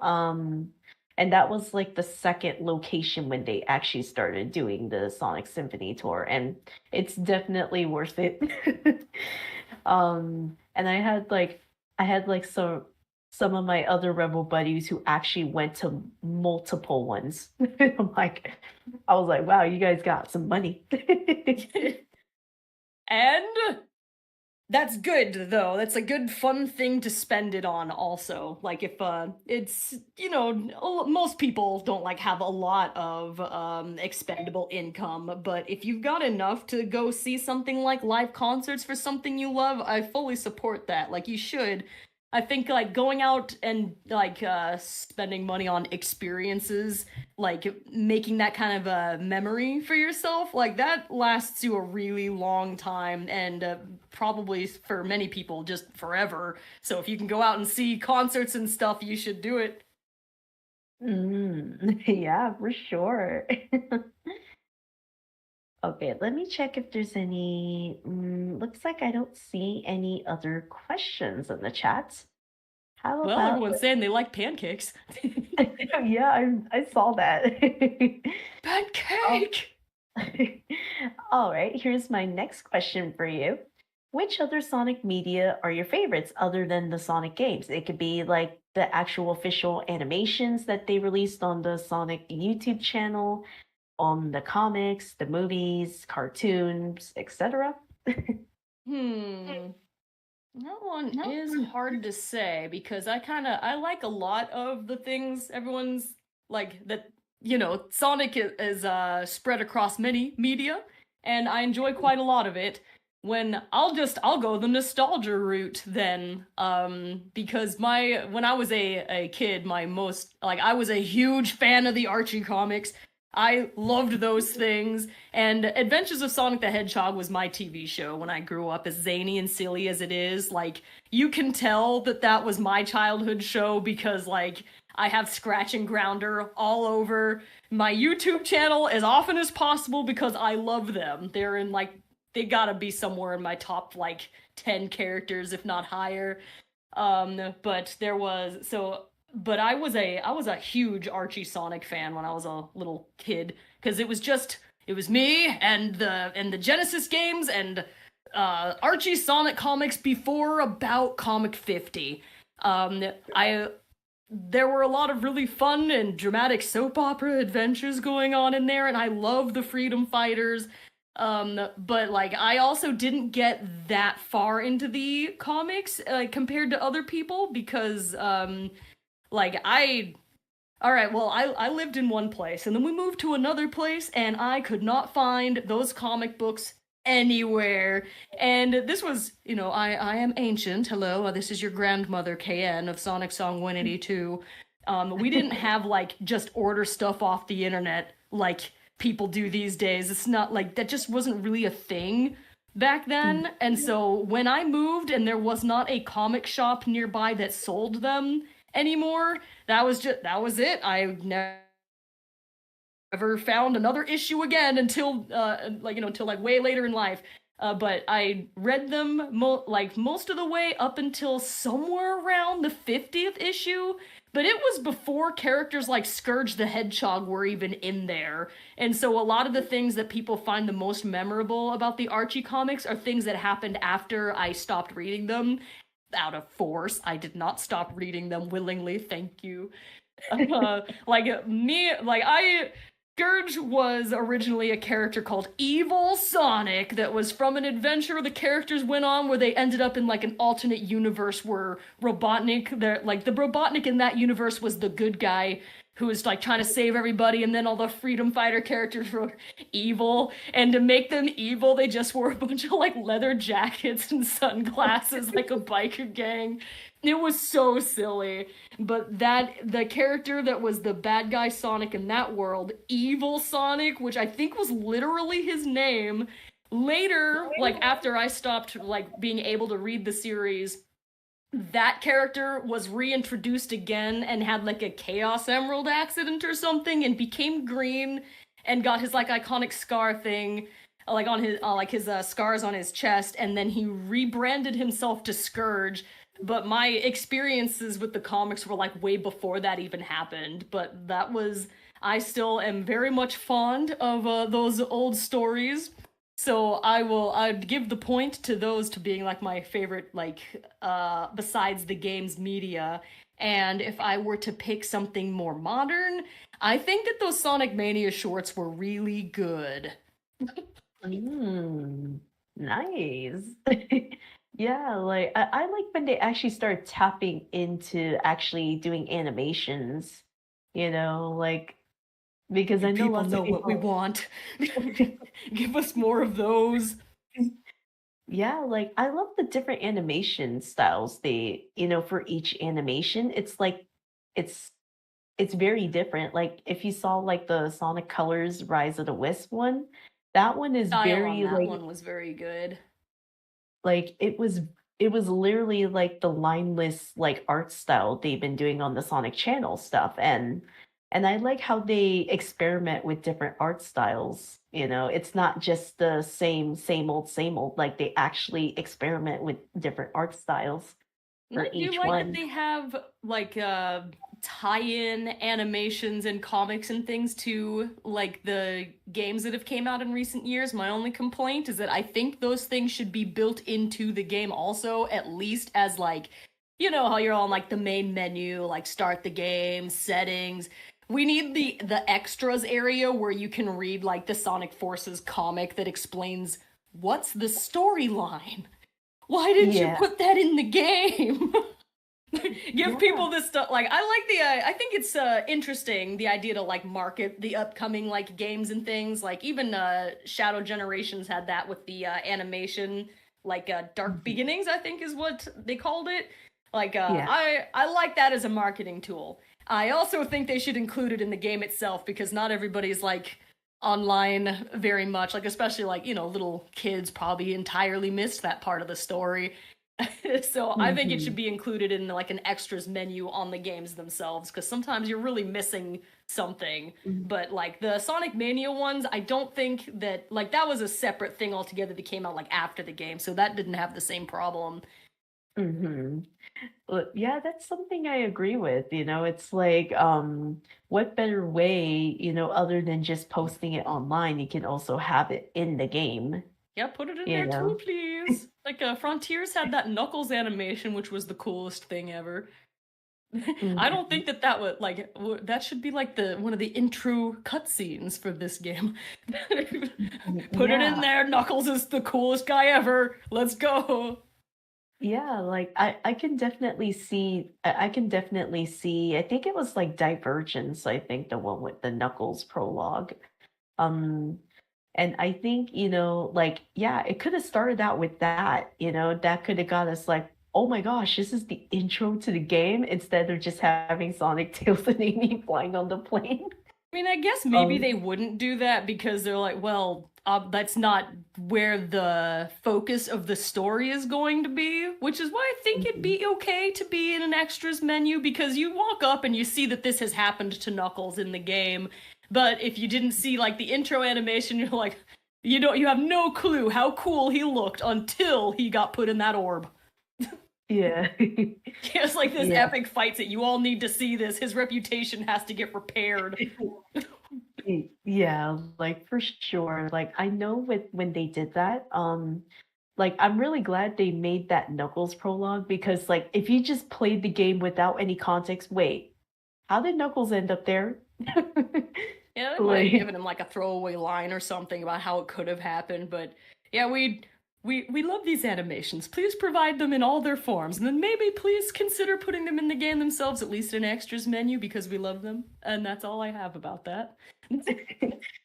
yeah, like I'm very curious, like which animation style did you love the most out of any of the Sonic animations? The Knuckles one, because it was a lot of Knuckles. And I was excited also to see them handle like the modern designs of the characters as well, because Mania was a ton of fun and really interesting and cool to look at. But that is also their classic designs, and so when you watch something like that, you're like, oh yes, this it's like a different spin-off. I would love to see them like try to make a animated Sonic show in these styles, but if it's that one, then probably they're not gonna. Maybe they won't talk so much, or it'll be in the classic universe, which. But I'd like to see the modern ones, and so like a whole short with like Knuckles looking that cool. I liked the style on that one a lot. The Sonic Colors one had like some really cool stylistic choices, so that one honorable mention. But I really just liked seeing how they worked with like the modern setting and designs as well, because it does prove they can do it, and we'd love to see it. Yeah, like I'm very curious, would you love to see a new Sonic show use that style they used in the Knuckles prologue? Yes, of course. I have to imagine it's just too expensive though, because they have given us new Sonic shows that were lots of fun, but they're always 3D animated, and that's understandable. I mean, the games are also in a 3D style as well, so it's not like it doesn't fit, but like Mhm. I'm a fan of 2D animation especially, so anytime we can see something cool made in that style, of course it's extra exciting for me. Mhm. Yeah, like I love how they do that. Like they kind of remind me of those like 2013 Mickey Mouse shorts, you know? How The it's unhinged like, ones. What happened? yeah. Like like those Sonic animations give me those types of vibes, you know? Like they Yeah. give like if you've seen the 2013 Mickey Mouse shorts, like they give me those types of things where it's like um I would say especially the Mania one. The The Mania Mania one. ones are meant, I think, to have like they have action in there also, but it's supposed to be comedic as well. Uh, so like that is a very comparable style to like the Disney shorts, whereas something with like the animation that they did with the Knuckles thing for Frontiers, that one, if they decided to make like a more serious tone or like more in-depth adventure story, like that kind of style works really well for it. But the physical comedy in the Sonic Mania shorts was very, very good. Mhm. I think it was like the one that had like the most parts when you think about it. I think it was Like if 5, you was it? yeah, yeah, if you exclude the Amy one because that one was specifically made for the holidays. Even even so, that counts. They went back and revisited that little series and its style, and we like that. Go back and do some more, everybody. Yeah. All right, here's my next question for you, KN. What brand of recording equipment do you use to have the best sound quality, and which would you recommend? you know, James, are you still in the chat? You're the one who actually knows like serious stuff about like recording equipment. I think I've mentioned this in like my live streams pretty often, but I am like the least educated in this kind of stuff. Every piece of equipment I have, I like stumbled into it like by accident or as a hand-me-down. My recording material right now, this microphone, if you like the sound of this microphone, then that's the market research you probably need. This is an Audio-Technica 2020. I know what it's called because it has the name on it, so I'm like reading it right now. And the reason I have this microphone is because Steve from Belena Productions upgraded to a better microphone, and this was his old one. And so he was like, "Hey, do you want my previous microphone since I just upgraded?" I'm like, "Yes, please." I was using the blue Snowball and blue Yeti microphones before that because it was a affordable enough option. And like I was scaling up in terms of like investing at least a little bit of money into getting a microphone that I liked the sound of. And the Blue Snowball and Blue Yeti were just like what a lot of like podcasters and people were using back at that time. But the Audio-Technica was a microphone that my much more serious voice acting friend was using, and so I've got his old microphone, and he gave that to me like 10 years ago. Oh, James, yay! James Digit says, rule of thumb is to make sure your recording space is treated. Even a cheap mic can sound really good in a good room. An expensive mic will sound horrible in an untreated and echoey room. Yeah, a bunch of my, in case, just as a quick reminder, James Digit is my Infinite the Jackal voice actor, and so he always sounds so good in everything that he's in. Like his audio quality is excellent, and of course, like obviously his performance quality, very good, very good. But I'm just out here like wilding it, like everything. I've just cobbled together stuff. I don't even have like a treated room. The only reason probably people want me to perform and stuff probably is not really my equipment quality. I think it's just because like it's gotta be just the performance quality because I don't have a treated space. I'm just sitting here with my glass desk and my hand-me-down microphone, which is a very good one, just in like the wide open space. I tried to do a kind of a treated room back in the day because for a little while I was doing commercial voiceover, like from home still. It was still like done online, but it was for commercials and stuff. And so my attempt at a treated room, because I didn't like have the money for the sound foam and stuff, which I've seen in use and it's really cool. But what I did was I just dug out a portion of my closet, surrounded myself in clothing in the dark, and closed the door to try to like buffer the sound, and also to reduce the amount of noise that could be made by like a computer fan in there. I had to put my scripts on like my mobile phone. And so I've got this phone, I'm sitting there in the closet in the dark, like dying of heat for like 2 hours trying to like record my stuff. And I got to a point where I could not make myself do that anymore. I think I mentioned having like I've got an anxiety response that leads up to recording sessions. That's where it started. It was me burying myself in a closet to make sure I sounded good, and just that's where it began, and that sensation never went away even if after I quit doing the closet thing. I'm like, I think maybe subconsciously I'm probably claustrophobic, and now I associate the sensation of getting ready to record with the feeling of having buried myself in my own closet. However, James offered an additional idea that sounds a little less horrifying. He said holding up a blanket around you in the mic can help a lot to give you a start, like a thick blanket. I haven't done that since I moved to my current place, but 2 places ago, I mentioned I had to move a lot in the recent years, but a couple of places ago, I did actually stack pillows around the microphone to try to buffer the sound, because the space where my computer desk was, it was pretty narrow, and so it did have like an echoing problem. In my current place, like the room is very open, but it doesn't echo so much. And so I didn't have like the same problem to where it was like annoyingly obvious in the recordings themselves. At least as far as I know. James, is my audio okay? He does some of the editing for the Mew and Mewtwo show, so I send him my Mewtwo, which is like that's one of the characters in the show, one of the Mewtwo's. I do like he has to listen to a bunch of my audio, so I hope it's okay, James. But yeah, that's I don't know what I would recommend for most things because most of the equipment I have is stuff that I kind of got secondhand, just kind of cobbled together. But some of those recording tips about buffering your sound or using like even a fairly cheap or inexpensive microphone, but with like the right sound treatments, that can get you pretty far. I don't think that you have. Sorry, you're choking.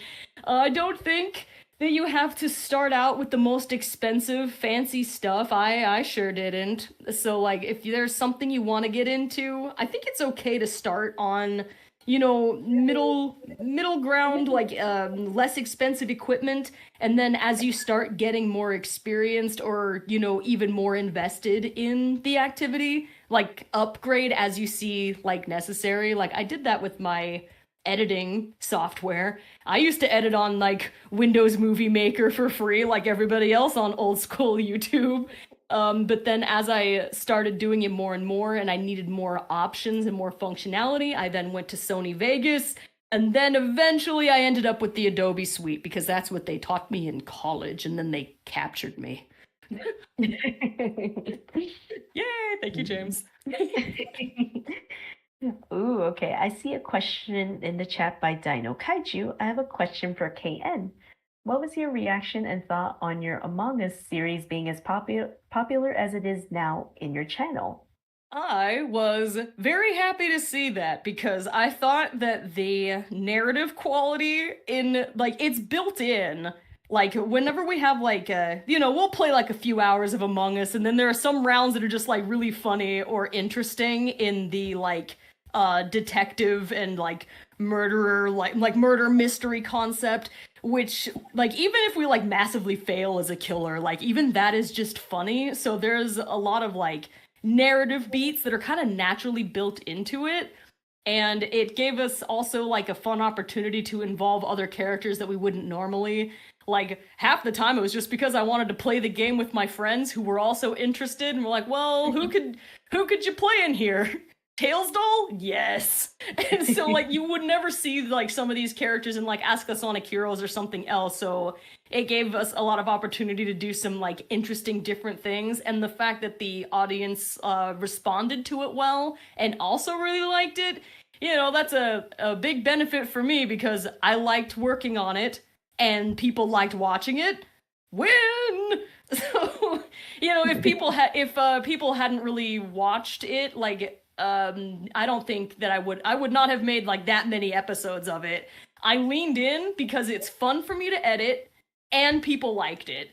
So, like I mentioned earlier in the podcast that unfortunately Sonic Minecraft Adventures did not have the same effect. I had fun making it, but the audience really wasn't there in terms of like, I know what the viewership averages on my videos are when people like the thing, or when there's just like a small niche audience and it's difficult to justify like spending a lot of time making more.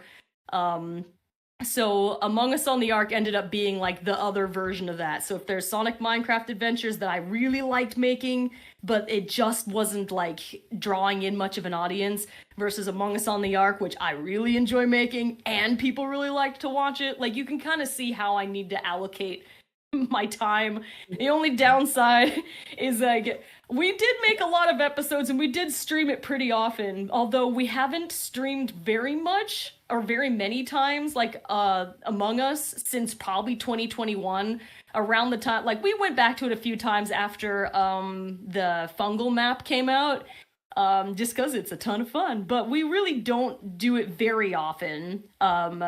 But kind of like the thing I was gonna say is kind of an amusing downside is that because we have done it a bunch, And funny enough, every time like I either make a new episode of it or we like are gonna stream some more, someone always shows up going, "This is all you ever play anymore." And I'm like, "No, what? Where have you been?" I think maybe it's the algorithm only recommending this specific thing to you because we played this 3 times in October maybe. And then before that it was like, it's just, but I stream like a few times a week. And usually it's not Among Us. I just thought that was kind of funny. And I'm like, what is the algorithm showing you? Like I think that the reason that's on my mind is because like we just like got the rest of the way through playing like Shadow Generations, and right before that, what was it right before that? There was another Sonic game we just like got through. I'm not sure. I can't remember, but I had just played like 2 different Sonic games. I had my Kingdom Hearts show every week. We're playing a bunch of Pokemon. I thought somebody would like be upset about how much Pokemon I like to play just because I love those games. And so like that's where I would expect it at this point, because like there's gotta be Pokemon at least once a week on my channel these days, but it's Among Us that they're like, you never do anything but Among Us anymore. Like, what? Huh? What do you mean? Pokemon maybe, but Among Us is quite rare, honestly. Oh. Ooh, okay. Looks like we have a question in the chat, of course, from of course, Radar. Hello. I've got a question I can finally ask. What are your thoughts about TailsTube? Tails being a streamer is canon. I bet you must feel vindicated considering your own channel streams. I feel kind of bad that actually I don't watch the Tails tubes. I think it's really cute. I like the style, and I go and I watch clips of it, and I think it's I think that's a great idea. But like, I don't know. This is kind of weird to say as a YouTuber, but I don't really watch that much YouTube, and I say that as someone who has it playing almost constantly, but I'm not really watching stuff. I'm listening to things most of the time, so the kind of stuff that I see or absorb a lot on YouTube are more audio-based. Like, I'm listening mostly to, like, audio-based stuff that I may or may not even remember what I just heard. It's mostly just, like, keeping my brain busy while I'm, like, doing something or another. But because the Tails tubes and other things like that are inherently very interesting visually, that's one of those things where I'm always like, oh, I'll watch it when I, like, have time to sit down and, like, watch this thing. But because it's like, so it gets like put off like forever, and then I just like never got around to them. I think that I've only seen clips of them. I never actually watched the whole ones. But I think that Tails Tube is an adorable and delightful thing, and lots of people like them, and sometimes people tell me I should go watch because it has suddenly changed the lore forever, and I'm like, maybe I don't want to see. Sometimes like obviously this will happen, but I've got a little cutesy interview show that I've been doing for like over 10 years. It's like 14 years old at this point, something like that, almost 15. And like every once in a while, like a new game will come out with like information that's completely incompatible with the almost 15 years of performance that me and my team were doing because it didn't exist back then. And I'm like, like I think like there's a discussion lately about who does and does not have super forms, and now I have to be like, that's in that dimension. In our dimension, my such and such friend named such and such can't do that. Because we can't like just like suddenly retcon what we did, and whenever we have just no explanation for something and we can't like figure out our own explanation, we're just like, man, that time eater showing up a second time sure garbled things up, am I right? And I don't know about Tails being a streamer being canon vindicates me or anything. I do think it's funny. I have been amused over the years of the way like the marketing team for like the official Sonic Twitter and everything, they have a few things that are comparable to stuff that I've been doing for over a decade, and I think that's a good thing because they've got their own Sonic chefs, they've got their own like Twitter takeover for like Ask a Sonic Heroes Q&A, which is like my version of it. They've got their Tails tube, so they have like a streaming VTuber Sonic characters, and I also do that. I think those are all really good and cool and cute, very good. And then a tiny part of me is like, please don't get mad that I also do that. I've been here doing it forever. Please let me also continue in this space without getting mad. Ooh, okay. We've been cooking with Eggman for years. All right. We have room for one more question. I see one in the chat, but Luke O'Sullivan, is there anywhere in the world you want to visit / live in? Ooh. Well, I really haven't. I've moved around a lot in my life, but I haven't traveled really or gone anywhere like fancy. I mean, I'm from Alaska and but that doesn't count because it doesn't count when you're from there, you know what I mean? I think like whenever I try to like think of like where would I want to go if I could go anywhere, what tends to happen, I'm like, where do my friends live? And how do I get there? Like, so people are like, where do you want to go? I'm like, can I go to Dennis's house? Like, then like I've got friends and teammates who live internationally, so I would probably like to go where they are, and then because that is traveling to a place I've never been, but then also my friend is there, so that's what kind of makes it fun to go somewhere and hang out with somebody you care about. I think it'd be neat to go someplace just to like look at cool stuff. Like I've always kind of been curious to just like look around in like Denmark or something because it's another like northern hemisphere country and like that's where the Little Mermaid is from. But like if I was there like by myself, I don't know anybody in Denmark. Like what am I aside from going to the nautical museum over there and like seeing the mermaid statue, I guess I don't know exactly what I would do. But like if I'm going somewhere where a friend of mine is, like the main draw of it is to go spend time with them. So Dennis's house. Yay. All right. Looks like we will have to end it here. KN, I want to thank you for taking time off your busy schedule to do this Q&A. Oh, well, thank you very much for having me. I hope I didn't talk too much or say anything stupid. Yay! Oh no, like it was great to hear all your answers to the questions. And I want to thank you, chat, you wonderful audience for tuning in. I only choked in like one time during the interview. That was nice. But yes, stay tuned for upcoming live streams because there should be one coming soon. I'm 80% confirmed and it's coming soon. And I'm also we're gonna have a very, very, very special episode of Sonic Lore with Radar coming soon. And of course, I am also planning the next Lucky Charm podcast with the Cartoon Hotspot. So stay tuned for that. And hopefully we can actually confirm the next Tangle and Blaze. I know it's been a while. Both Sydney and Corin have been very busy, so but I want to thank you guys for tuning in. And very ironic, this is like the highest amount of spectators and audience, which we had the highest was 25 people tuning in. Hey. So I want to thank you guys for tuning in. So don't forget to like, share, subscribe, and turn on that bell notifications to get more notifications of upcoming live streams and video content. And do not worry, the song covers are slowly but surely coming out. It's just IRL stuff with the VAs I've been collabing with. So.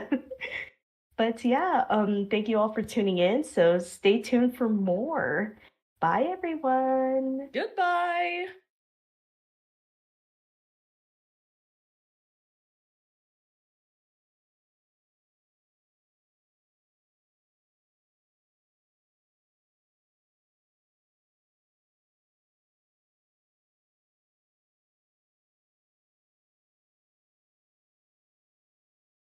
Oh, Chris, you can end it.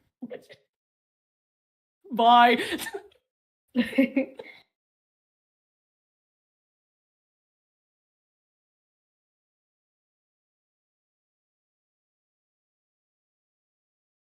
I am trying to get in contact with Chris. He's not responding to my DM.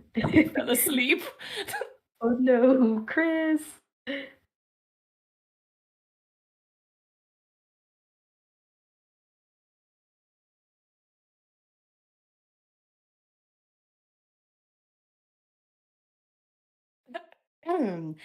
Everybody have a fantastic rest of your Monday from the Got a Spotlight show.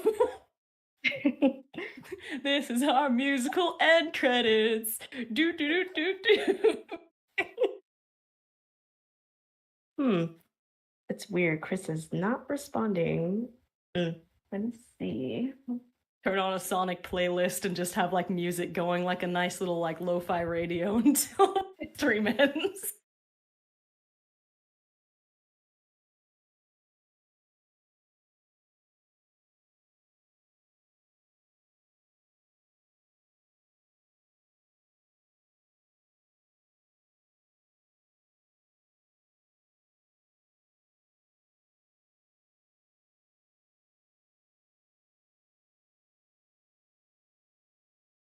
I'll be right back, Kayan.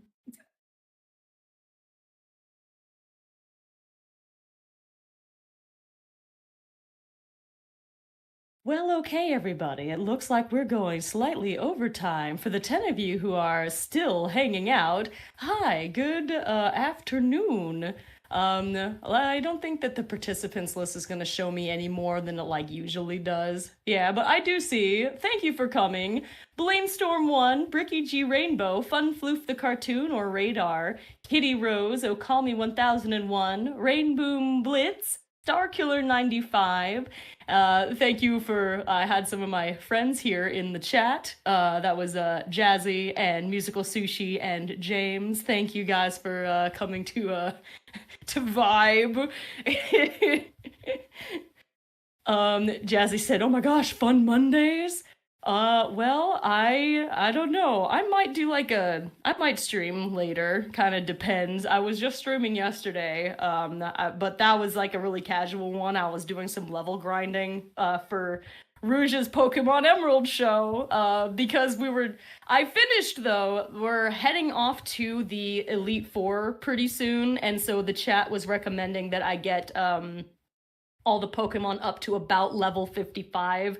So last night I was just like, it wasn't a character stream, it was just like me hanging out with the chat and working on the level grinding, because the main show is probably like more interesting if you can just watch Rouge do like the fun parts. Like 4 to 6 hours of level grinding maybe is not as fun.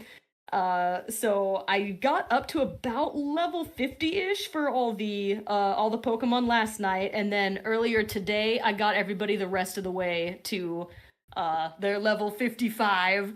So that is all prepped and ready to go. So I may do something like streaming soon with that one now that I have the Emerald save file prepped. And also, welcome back, Jazzy. Jazzy said, please check out Musical Sushi, who is an awesome artist and voice actress, and James, who is best voice actor. Thank you! You know, for everybody who was asking earlier about Among Us on the Ark, I could see that we've got fans of that particular series in the chat. Did you know that Jazzy here in the chat is the performer that played Fake Panda or That Guy, etc. in, like, he's been in a few of the episodes since then, but he was one of the very first players of the game, like way back at the start of the series. It was like the Among Us on the Ark movie 1, and there was like some random guy who turned out to be like the killer at one point. Except, funny enough, on Jazzy's round, he didn't even get to kill anybody. We were just so suspicious of each other that we were just, like, destroying each other. And so there's this point where Jazzy's like, guys, stop killing each other!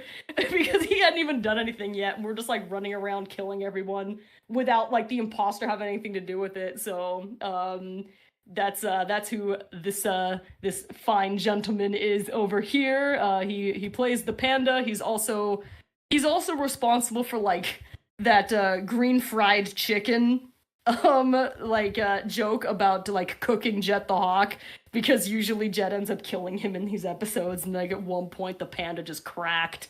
It was good stuff. And meanwhile, if you're tuning in just now, hi everybody, this is KN from the Sonicsong182 channel. We're having like some behind the scenes issues. The stream itself is not quite stopping, so I'm just here to chit chat with everyone in the meantime. So how are you guys?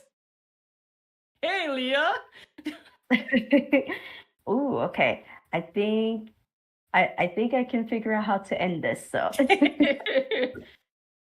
Yay! Okay. All right. So, thank you, KN, for entertaining the audience while I figure this out. Oh, of course. I'm used to. I'm used to live amusing people, so I'm doing what I do in my natural habitat. All right. So I will end this stream properly. Hopefully, this will end the stream. Bye.